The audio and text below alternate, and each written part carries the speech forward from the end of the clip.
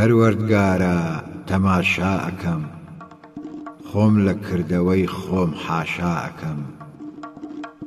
دڵ و زبانێ تۆ داوتە بە من، بە هەوا و هەوەس لێم بوون بە دوژمن. ئەمەوێ دڵم تەنها تۆی تیابێ، لە یادی غەیری تۆ تەوەلابێ. ئەوسا زبانم زیکری تۆ دەکا، ئەتوانم ببمە بەندەی بارەگا. ئەگینا هەروا بمێنمەوە، تۆی بەدنامی ئەچێنمەوە. چەند خۆشە نەشئەی تۆم لە دڵابێ، شەقم لە چەند و چوونی هەڵدابێ. ئازادە سەر وەک بەرزەکی بانان، بکەومە سەودای ئارەزووی جانان.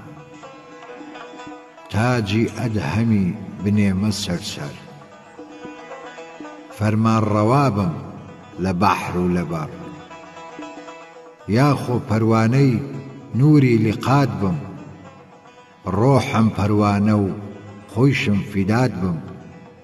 زۆر کەس پەروانەن بۆ شەم جەماڵێ، با منیش ببمە سفتەی جەماڵێ.